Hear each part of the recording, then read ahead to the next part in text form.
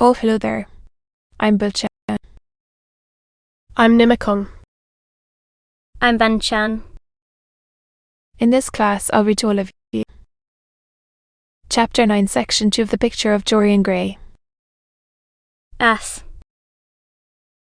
Ah. The picture of Dorian Gray. Oscar Wilde. Chapter 9, Section 2. The elder man buried his face in his hands. How fearful, he muttered. And a shudder ran through him. No, said Dorian Gray. There is nothing fearful about it. It is one of the great romantic tragedies of the age. As a rule, people who lead the most commonplace lives. They are good husbands, or faithful wives, or something tedious. You know what I mean, middle class, virtue and all that kind of thing. How different Sybil was. She lived her finest tragedy. She was always a heroine. The last night she played at night, you saw her shifted badly because she had known the reality of love. When she knew its unreality, she died, as Juliet might have died. She passed again into the sphere of art. There is something of the martyr about her. Her death has all the pathetic uselessness of martyrdom, all its wasted beauty.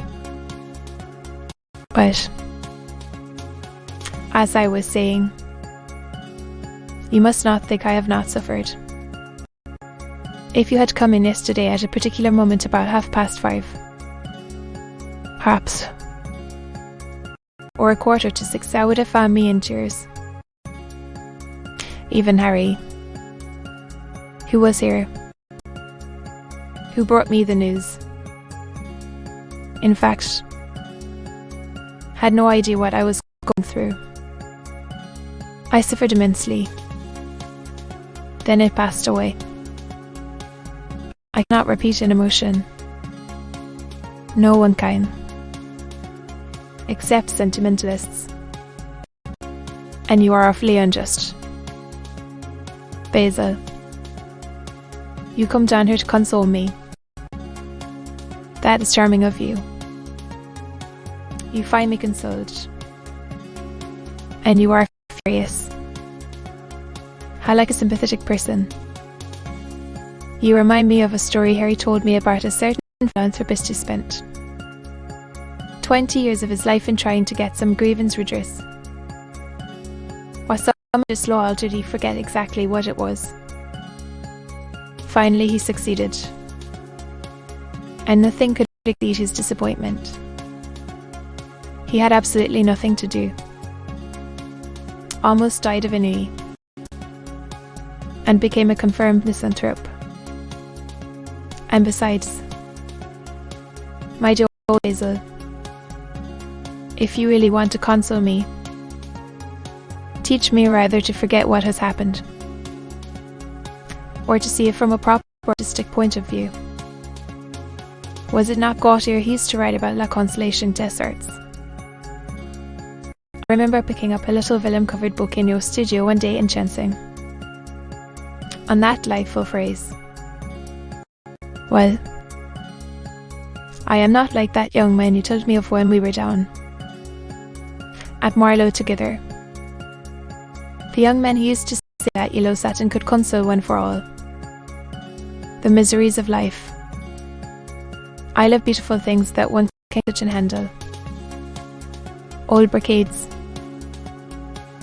green bronzes, backworked, carved ivories, exquisite surroundings, luxury. There is much to be got from all these, but the artistic temperament that they create, or at any rate reveal, is still more to me. To become the spectator of one's own life, as Harry says, is to escape the suffering of life. I know you are surprised at my talking to you like this. You have not realized how I have developed. I was a schoolboy when you knew me. I am a man now. I have new passions, new thoughts, new ideas. I am different. But you must not like me less. I am changed. But you must always be my friend. Of course. I am very fond of Harry. But I know that you are better than he is.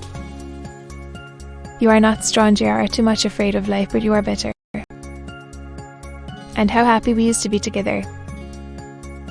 Don't leave me, Basil.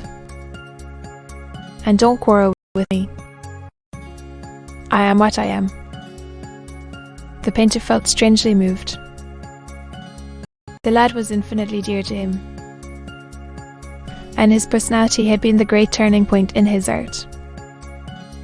He could not bear the idea of reproaching him anymore. After all,